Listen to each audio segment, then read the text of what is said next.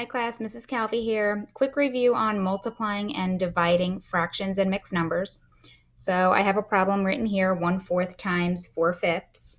So if you remember in class, I told you when multiplying fractions, you just multiply your numerators across, multiply your denominators across, and simplify your final answer if necessary. I also showed you how to cross simplify to make the simplifying process a little bit easier in the end. So in this problem, I technically can cross simplify. So 4 goes into 4 once, 4 goes into 4 once. Now I'm just going to multiply my numerators across. 1 times 1 is 1, and 1 times 5 is 5.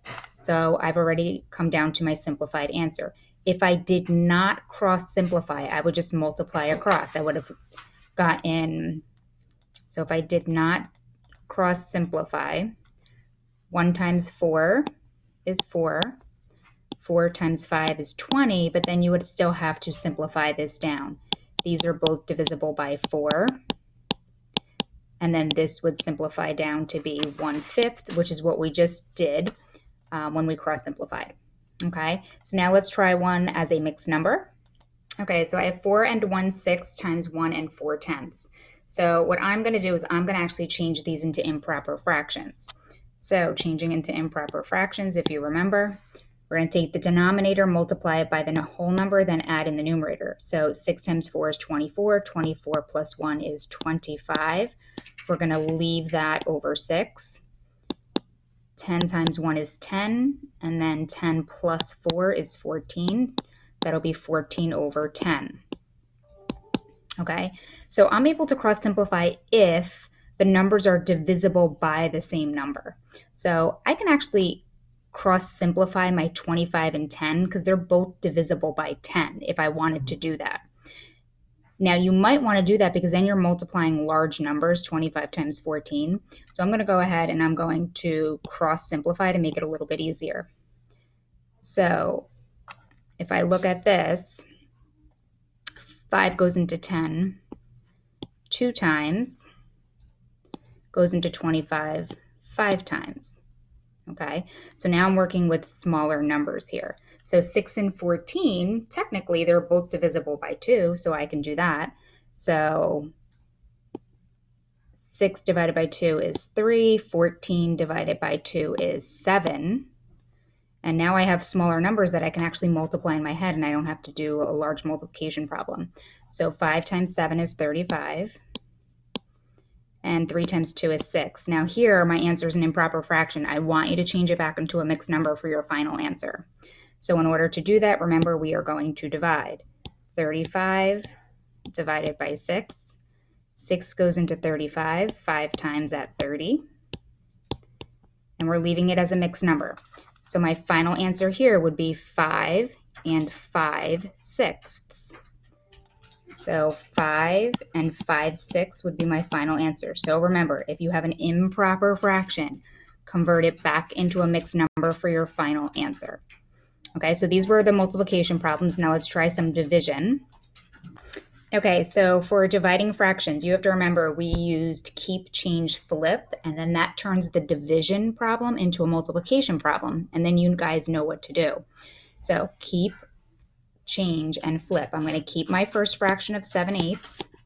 I'm going to change my division sign to multiplication, and then I am flipping my second fraction. That's called the reciprocal, okay?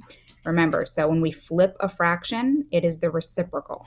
So I'm going to flip that, and it's going to become 4/2. And now it's a multiplication problem, just what we were doing previously. So if I'm looking at this, I'm going to try and cross simplify to make my math easier in the end. Well, 4 and 8 are both divisible by the same number, right?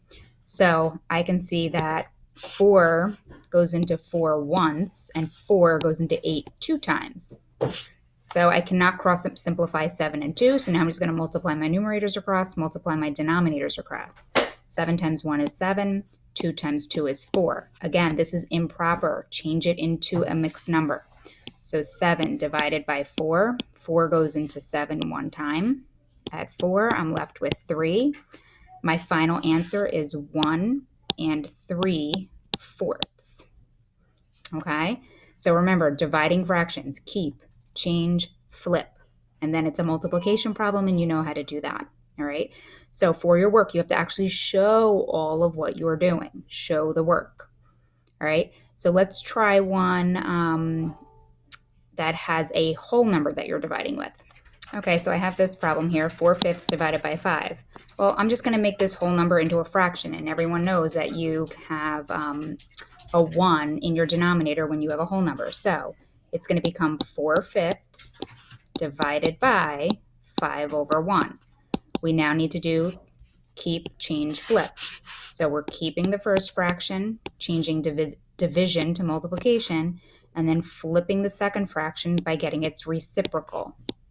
Now, it just so happens I cannot cross simplify at all here, so I'm just going to go ahead and multiply across. 4 times 1 is 4. 5 times 5 is 25. And this cannot be simplified down, so 4/25 is my final answer. All right, so let's try if we had mixed numbers for dividing. Okay, so our last problem here, 2 2/3 divided by 1 1/6. Again, I'm going to change these into improper fractions. Then I'm going to do keep, change, flip, and then it's a multiplication problem. So 3 times 2 is 6. 6 plus 2 is 8/3.